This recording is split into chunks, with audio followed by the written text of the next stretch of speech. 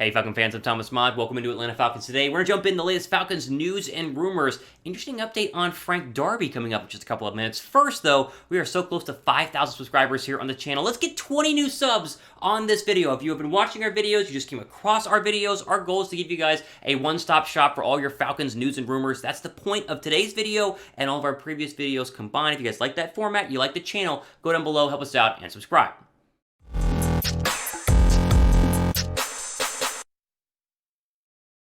All right, let's jump in the latest Falcons news and rumors, starting with the idea that Terry Fontenot could be on the hot seat. And I'm thinking about this over the weekend. I go, you look back at the draft class from 2021, and it's still early, as we'll see.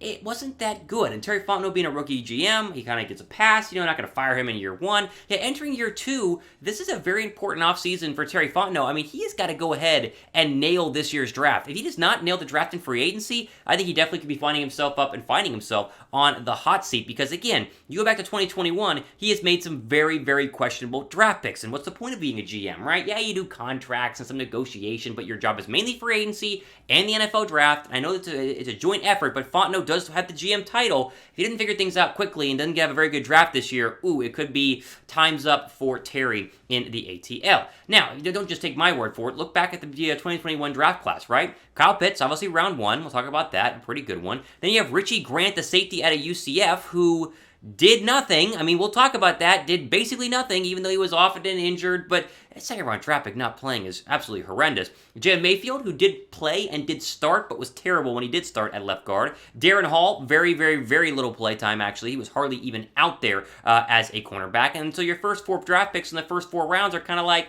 Pitts and nobody else. Like, yes, he hit on Kyle Pitts, but your mom could have hit on Kyle Pitts. Like, literally, if your mom was the GM, she could have seen that Kyle Pitts would have been a good pick at number 4 overall. I mean, this isn't like, oh, wow, Terry found a diamond in the rough. It's like, oh, he found the best tight end prospect to come out of the draft in, like, forever. I mean, Kyle Pitts was absolutely fantastic. And so the idea that we're sitting back and going, oh, well, give him a pass because he just got Kyle Pitts, I don't grade him on Kyle Pitts. I grade him on the rest of the draft picks, and as we're going to look at here in a second, they weren't that good, right? Speaking of those, let's go on. Round 5. Taquan Graham, not a lot from Taquan Graham this year. I know that Agundije, I always mess up his last name, he had some decent snap counts, but not necessarily super productive. Maybe he's the one diamond in the rough in this draft class, defensive end out of Notre Dame, but not sure. Avery Williams, the cornerback out of Boise State, was great on special teams, but that's basically it, and he was a 5th round draft pick. And then Frank Darby, who we will talk about, basically did nothing the entire first season. I know he was often injured a little bit, but still, this is not a very good draft class. And really, Richie Grant is the main issue here. You've got to get your second round draft picks to play right away. Like, they have got to play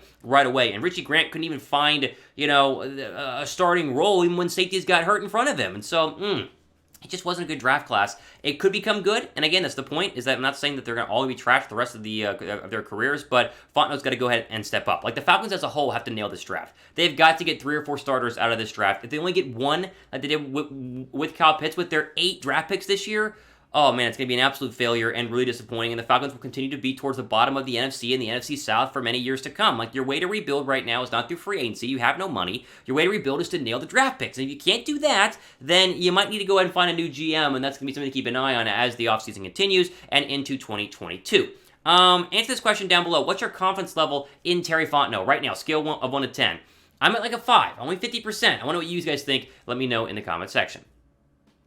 All right, moving on here, before we get into Frank Darby, we obviously have plenty of coverage for the NFL Draft coming up at the end of April with myself and the whole rest of the Chat Sports crew. If you guys like what we do here on the channel, make sure you guys are subscribed as we keep you guys up to date on all the latest draft coverage, which is going to only get hotter and heavier as we get closer and closer to the NFL Draft, so go down below and subscribe. Okay, next story comes via ESPN. It's an interesting article they wrote a couple of days ago on Frank Darby, the wide receiver we just talked about, drafted in round 6 at 187 overall from Arizona State. And he was a guy that was taken late in the NFL draft, as we just said. However, most people were like, oh, a diamond in the rough, he's going to perform very, very well. He only ended up running 12 routes, like in a starting role, 12 routes in the entire 2021 NFL season. And that was with injuries at wide receiver and Calvin Ridley not even being there. And so you take the new article from ESPN, and they talk about how there are some big expectations for Darby in year 2. Now, anything is going to be better than, again, what he did last season, because in those 12 routes that he ran, he had 4 targets, 1 catch for 14 yards. Like, literally 1 catch as a Falcon his entire 2021 season. And sure, he had some injury issues, but still, this is a guy who needs to go ahead and step up. And listen, The quote he gave to ESPN shows, I think he knows he needs to go ahead and step up in year 2. Throw it up on the screen. Quote, Darby said, "My whole motive was just keep working hard and someone will notice it. I took each and every day like I'm always happy. I'm happy to be here, so why would I come in here with a bad attitude and everything and not go out there and perform how I'm supposed to perform?" Now, he's going to have to go ahead and perform even more in 2022 because as it currently stands, your Falcons wide receiver depth chart could be missing a lot of the names you see on there right now. Calvin Ridley, most likely going to be traded this offseason. Olamide Zaccheaus is a free agent. Russell Gage is a free agent. Taja Sharp is a free agent. Christian Blake is a free agent. Like, these guys could all leaving, a rookie wide receiver, Frank Darby, and nothing else. Now, I expect him to probably go ahead and make a run at bringing back a guy like Russell Gage, but Darby's very much under the microscope here in year 2, and it ties up with what we said earlier, right? I mean, Terry Fontenot has got to have some of these draft picks eventually turn into good players. Maybe Darby is one of the ones that saves him from having a very bad rookie draft class during the 2021 season.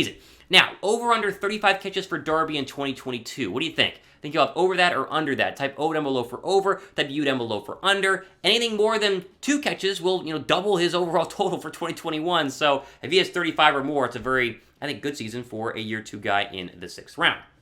All right, final quick story here on Atlanta Falcons today. Remember when obviously the Falcons lost Alex Mack this offseason, went ahead and was the starting center for the San Francisco 49ers? Well, the team is getting a 6th round pick, a compensatory pick, for losing him, which we wanted to quickly update you guys on, showing the Falcons now have a total of 8 draft picks in the 2021 NFL Draft. So here's your updated draft order, and listen, we appreciate Alex Mack and everything that he did. I think they would have, been smart to keep him this past season, but they wanted to go younger, and honestly, I think it was the right move overall. So now you have, of course, the 8th overall draft pick. You have 2 picks in round 2, so you have 43 overall, that is the Falcons' own, and then you have 58 overall, which is via the Tennessee Titans, and then round 3, that's your own there, 74 overall. Now, the later parts of the draft, days 2 and 3, are where you pick up the compensatory pick, and that is the 4th round, you get 113, your own, the 5th round, 151, then you go to the 6th round, 189, that is the one via the Alex Mack, I guess losing him, and then round 6, their own is 212. So no picks in the 7th round, but now they went from 7 overall draft picks to 8 overall draft picks, which is technically one more, which they can go ahead and hopefully use to get a good player and get this team back on track to being back to their winning ways.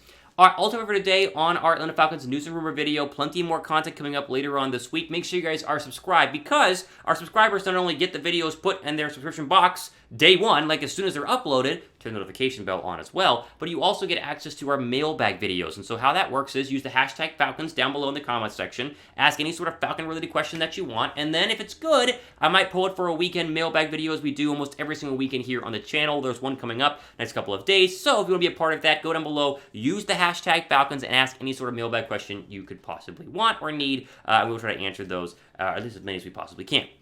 All right, ultimate today on our Atlanta Falcons news and rumor video. I am your host, Thomas Mott, signing off. Guys, stay safe out there. Enjoy the rest of your day.